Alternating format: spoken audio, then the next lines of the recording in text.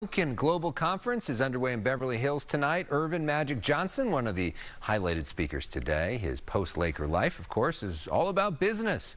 The entrepreneur has ownership stakes in several professional teams, including the LA Dodgers, the Washington Commanders. As a player and as an owner, he has 17 championships.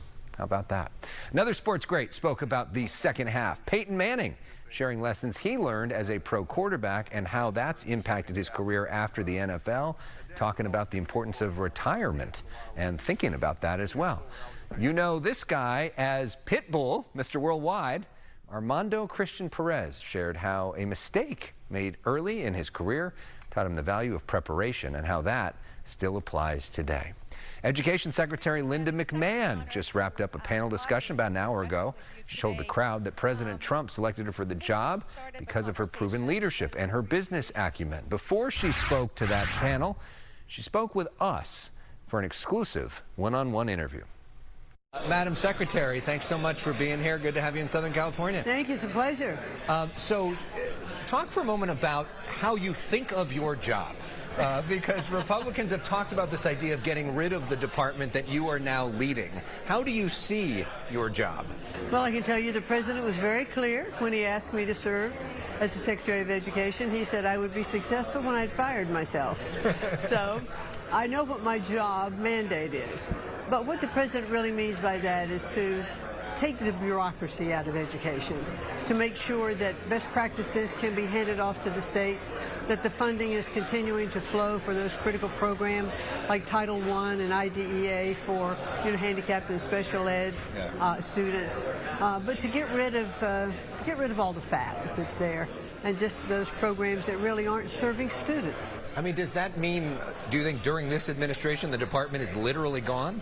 Well, I can tell you that operationally it's much easier to close down the department than from a policy perspective, because from a policy perspective, Congress has to vote to close the Department of Education, which is why other presidents have not been successful. They couldn't get the vote. My hope is, and my goal, is to work with Congress and to be transparent with them and to show them by doing things this way, we actually will service our students better, our scores will go up, and our education quality will improve across the country. So we're here in Southern California, home of the Los Angeles Unified School District, one of the largest in the country, also one of the poorest in the country. 80% of kids in that district live in poverty, and there's a lot of people there that are scared that if the department shrinks in size, that they won't get the help that they need. What do you say to people that are afraid that the most vulnerable are going to get hurt by these kinds of reforms?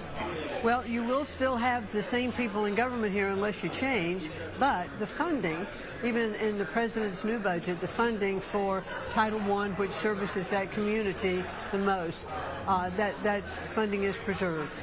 So no reason to worry? They're going to keep getting their stuff? They were still getting the funds flowing in, but if they're not being serviced well now, then need to make changes to local school boards and things like that. Let's talk about higher education now. Interesting news this week with you and Harvard sending a letter to Harvard. I know you and the Trump administration are frustrated by the way they're handling things. What's your bottom line message of your letter to them? The bottom line message is obey the law. And the law is that civil rights have to be protected on college campuses. There's not room for discrimination of any kind, but anti-Semitism is something that's reared its ugly head for years, and Harvard really hasn't done much about it.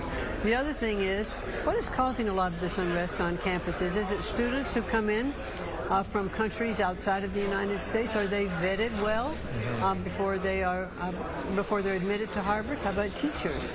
So let's just make sure that we're looking into the backgrounds to have wholesome experiences on college campuses. And that's not to say we don't want, that's not taking anything away from First Amendment rights. Right. These are civil rights issues we're talking about, and safety on campuses. But we should have debate and open thinking. That's what colleges and universities are about. So you're saying you want to pull federal funding from Harvard. What would they have to do to get it back?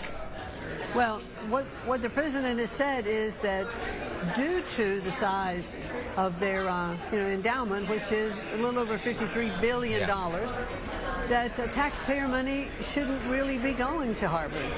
But Most of the money now that has been frozen is in the research area from HHS and from NIH services. So a lot of good research has been done by universities and continues to be done.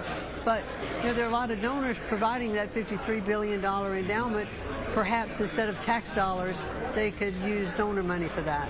We've got a lot of high-profile schools here in California, from Stanford and Berkeley, USC, UCLA, other folks like that.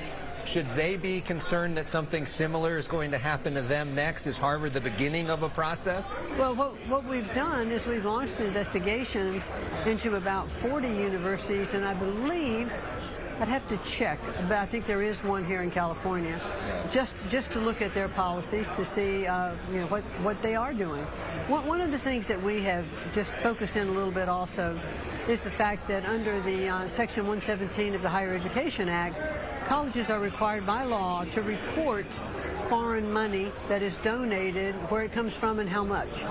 And universities across the country have not been doing that in abiding by the law. So we're cracking down on that as well to make sure where this funding is coming from and how much. So more could be coming on that front. It could be coming, yes. And in terms of you, just to get to know you a little bit, a lot of people obviously know you from wrestling and other different things they've done over the years. How has all of that life experience prepared you for this role? I think any experience you have in life.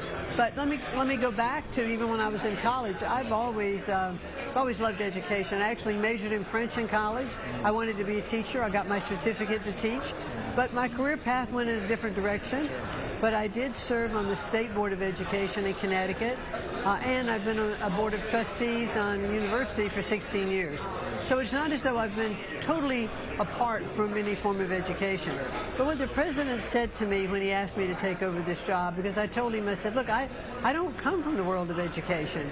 Wouldn't you want a professor or a superintendent? He said, no. He said, because I'm really looking at the business of the Department of Education. I want a business executive and a leader. He said, and you fit that bill perfect. You've been unbelievably successful in that front over the years. And lastly, just so much is said about President Trump. A lot of supporters here, a lot of opponents here as well. Sure. What do you think is the biggest misconception about him, or maybe something about him that most of us don't know? Well, I couldn't get inside your head, but I can tell you one of the biggest misperceptions that I see and hear often is that people don't think he listens and that he kind of does things, spur of the moment. He is very thoughtful, but he actually just sees implications of things, how things fit together, and he acts on it. Secretary McMahon, thank you so much for your time. Really appreciate it. Thank you so much. Great getting to know you. Pleasure to be here. Thank you. The Secretary told me that layoffs at her department are likely. She knows that's difficult, but she'll do everything she can to create a smooth landing for the employees.